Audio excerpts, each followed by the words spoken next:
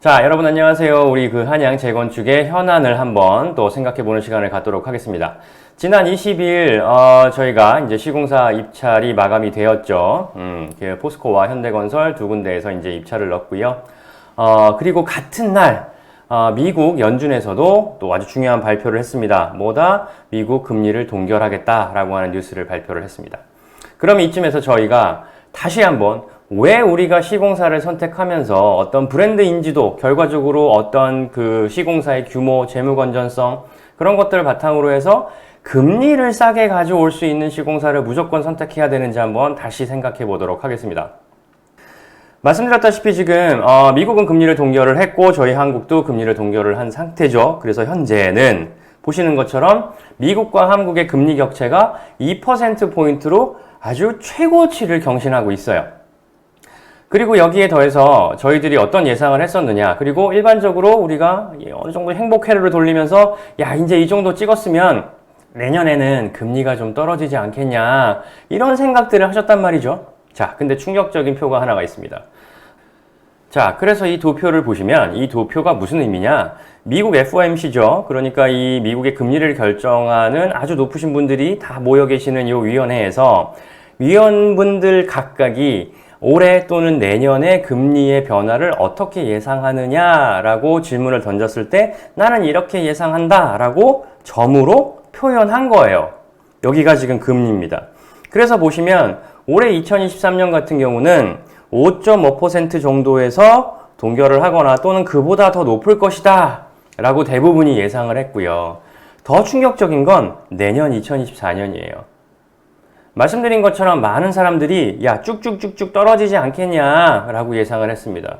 근데 보시면 아주 상당수가 5에서 5.5% 사이에 유지가 될 것이라고 생각을 했고, 또 많이 떨어져 봐야, 떨어진 걸 예상한 인원들조차도 많이 떨어져 봐야 4.5에서 5% 사이일 것이다 라고 예상을 한 거예요. 실제로 이건 무엇이다? 결과적으로 제롬 파월 뭐라 그랬다? 기준금리 한 번 더 올해 인상하거나 내년 글쎄 인상은 안 하더라도 떨어지기 힘들걸? 이런 전망이에요.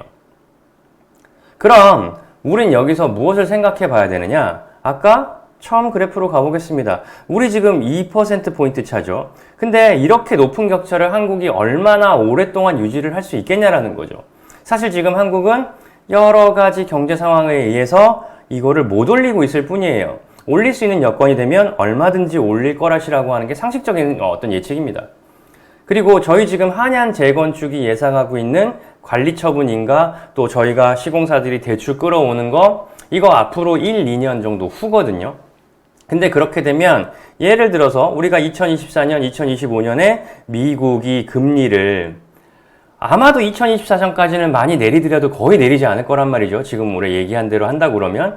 그리고 여러분 생각해 보세요. 지금껏 아주 지속적으로 2021년부터 시작해가지고 우리가 금리를 인상해 왔단 말이죠. 무엇이냐? 자, 떨어지는데도 시간이 걸려요, 금리는. 그러면 2026년 정도를 예상해 보더라도 결과적으로 한국이 다시 미국의 기준금리를 따라가는 데는 또 시간이 걸릴 것이니 이 지금 한국의 기준금리에서 2026년 시점에서는 얼마든지 이 코픽스라고 하는 한국 기준금리가 올라갈 수 있다는 겁니다. 그러면 저희가 누차 말씀드린 것처럼 금리라는 것을 대출받을 때 결정할 때 가장 중요한 게 일단 기준금리죠.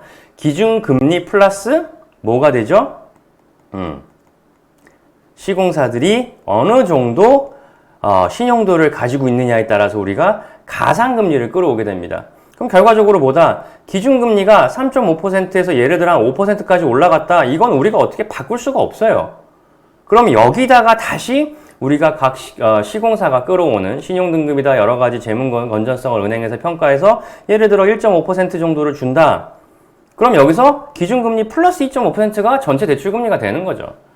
그러니까 결과적으로 보다 앞으로 금리가 오를 것이 예상이 되고 그 기조가 지속적으로 한동안은 유지될 것이고 거기에 대해서 한국이 이 금리를 따라간다라고 치면 격차를 줄이기 위해서 기준금리는 우리 높아진다. 한국 기준금리.